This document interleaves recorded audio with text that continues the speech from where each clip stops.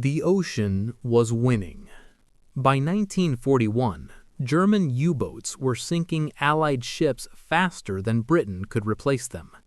Every week, thousands of sailors vanished beneath the Atlantic. No survivors, no wreckage, just silence. The Royal Navy followed the rulebook. The rulebook failed. Then one man noticed something everyone else ignored. He wasn't an admiral. He wasn't famous, and his superiors told him explicitly to stop what he was doing. His name was Frederick John Walker, and his defiance changed the Battle of the Atlantic forever. Captain Frederick John Walker, CB, DSO, and 3 bars, 3 June 1986 to 9 July 1944, was a British Royal Navy officer noted for his exploits during the Second World War. Walker was the most successful anti-submarine warfare commander during the Battle of the Atlantic and was known popularly as Johnny Walker.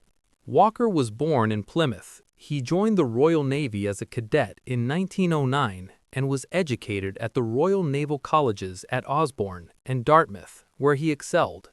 First serving on the battleship Ajax as a midshipman, Walker as a sub-lieutenant went on to join the destroyers Mermaid and Sarpedon in 1916 and 1917 respectively.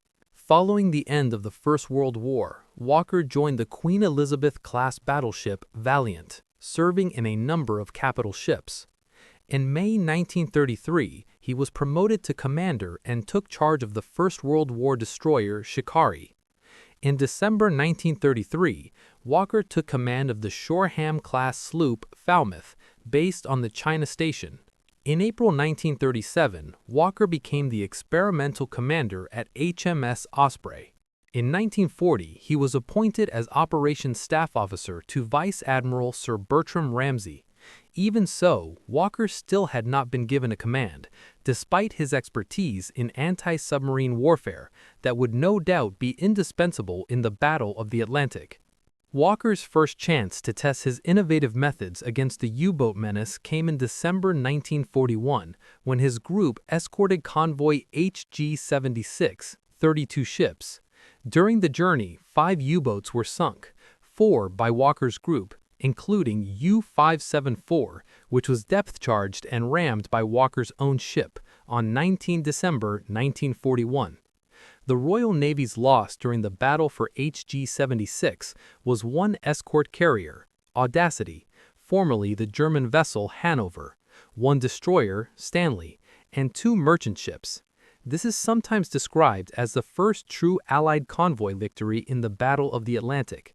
He was given the Distinguished Service Order, DSO, on 6 January 1942 for daring, skill, and determination while escorting to this country a valuable convoy in the face of relentless attacks from the enemy, during which 3 of their submarines were sunk and 2 aircraft destroyed by our forces.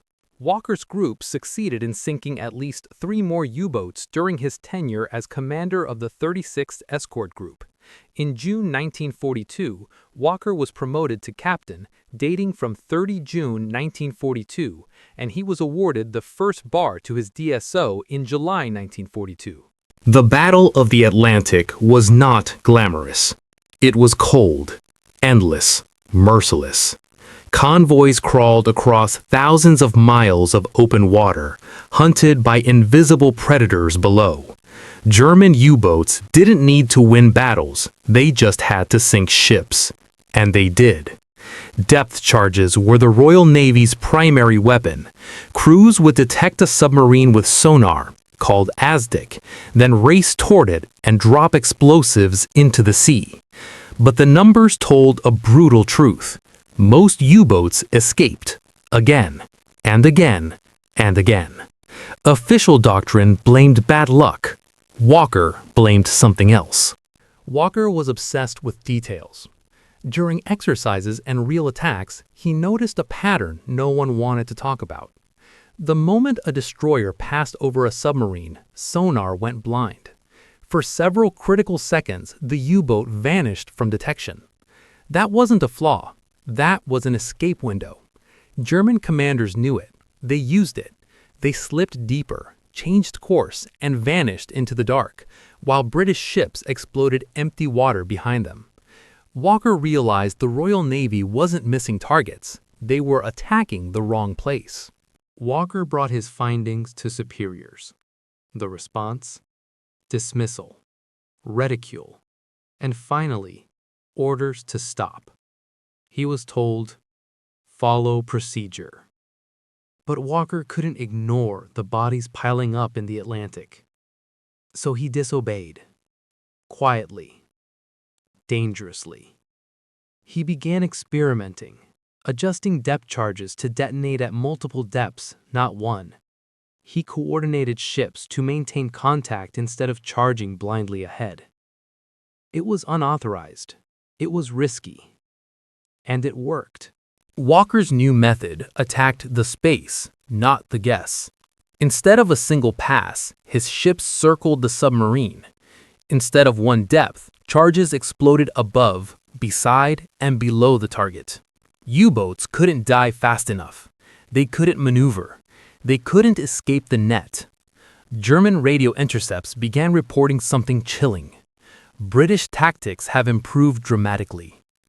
Elite U-boat aces, men who had survived dozens of patrols, started disappearing. Walker's kill rate more than doubled. The Atlantic tide began to turn. But victory didn't bring reward. Walker was never promoted to admiral.